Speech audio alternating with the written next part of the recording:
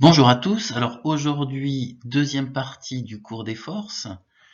Alors, on a déjà dit que cette notion est en fait assez subtile puisque c'est la réunion de plusieurs idées. On en a parlé de deux d'entre elles, on va en voir une troisième et il y en aura une quatrième.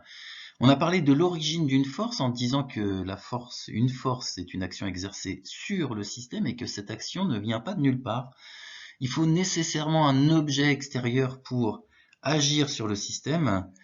Donc c'est une action exercée sur le système par un objet extérieur. On avait parlé des effets d'une telle action. Il n'y a que trois effets possibles. Une force peut faire soit accélérer le système si elle est dans le même sens que le mouvement du système, soit faire ralentir le système si elle est opposée au mouvement du système, ou alors faire tourner le système si la force est perpendiculaire au mouvement du système.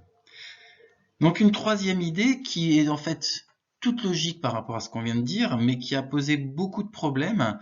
Il aura fallu les plus grands scientifiques de l'histoire, Galilée, Newton et Einstein, pour clarifier les choses sur cette idée qui pourtant paraît toute simple, vous allez voir. Commençons par des exemples.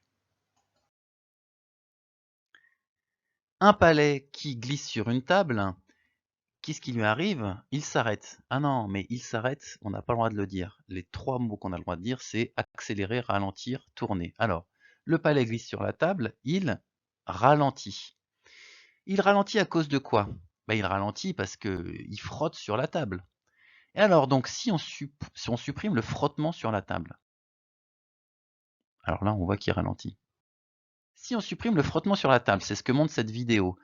Vous avez vu en TP ce genre de palais, il y a une soufflerie à l'intérieur qui permet au palais de se surélever, de pas beaucoup, hein, mais il se surélève, ce qui fait qu'il ne touche plus la table.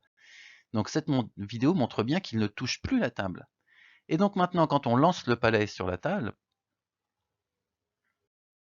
eh bien on voit que il s'arrête de ralentir. Quand il touche la table, il ralentit. S'il ne touche plus la table, il s'arrête de ralentir. Et ça veut dire quoi qu'il s'arrête de ralentir? Ça veut dire qu'il va à vitesse constante. Autre exemple. Le palais qui démarre, alors non, démarrer, démarrer, ça n'est pas un mot autorisé. Donc, quand la main le pousse, le palais accélère. On voit les points sur la chronophotographie qui, au moins au début, sont de plus en plus espacés. Ça veut dire qu'il accélère. Il accélère à cause de quoi? Eh ben, c'est la main qui le pousse, donc il accélère à cause de la main. Et si on supprime la main, ça veut dire quoi supprimer la main? Ça veut dire que la main ne touche plus le palais. Donc si on supprime la main, eh ben on voit qu'après les points sont régulièrement espacés. Il s'arrête d'accélérer, il va à vitesse constante. Autre exemple, le palais qui tourne, un peu comme le marteau qui tourne autour du lanceur. Il tourne à cause de quoi? Il tourne à cause du fil qui le retient. Si on supprime le fil, qu'est-ce qui se passe? On peut revoir la vidéo. Eh ben, il tourne à cause du fil. Si on supprime le fil, il s'arrête de tourner.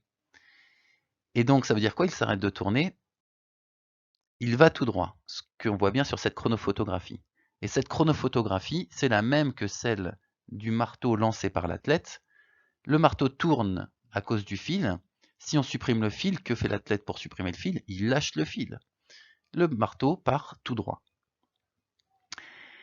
Voilà, alors qu'est-ce qu'il faut retenir de tout ça? En fait, c'est que si on supprime une force qui fait accélérer, l'objet arrête d'accélérer. Si on supprime une force qui fait ralentir, l'objet arrête de ralentir. Et si on supprime une force qui fait tourner, l'objet arrête de tourner. Donc si on supprime toutes les forces, l'objet ne tourne plus, n'accélère plus, ne ralentit plus. Qu'est-ce que c'est le mouvement d'un objet qui ne tourne plus, qui ne ralentit plus, qui n'accélère plus? C'est un mouvement en ligne droite, rectiligne et uniforme à vitesse constante. Alors on a défini un mot bien spécial pour dire qu'il n'y a plus de force, c'est le mot isolé. Un objet qui est isolé, ça veut dire qu'il ne subit aucune force. Alors des fois, ça n'existe pas en fait, un objet isolé sur Terre, tous les objets sont attirés par la Terre. Mais la force de la Terre peut être annulée par une autre force.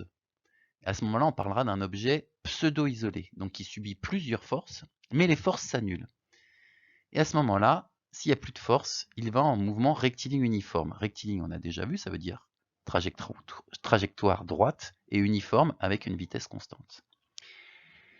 Voilà, donc ça raconte exactement la même chose qu'une force. Une force fait accélérer, ralentir ou tourner. S'il n'y a pas de force, ça n'accélère pas, ça ne ralentit pas et ça tourne pas.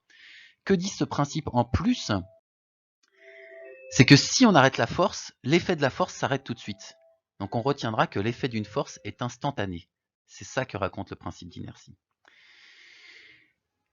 Ça y est, vous savez tout sur les forces, vous savez l'origine des forces, vous connaissez les 3 effets d'une force, vous connaissez l'influence de la masse d'un système sur l'effet d'une force, et vous savez que l'effet d'une force est instantané, c'est ce que raconte le principe d'inertie. Vous savez tout, donc je vous dis au revoir et à bientôt pour de prochaines aventures.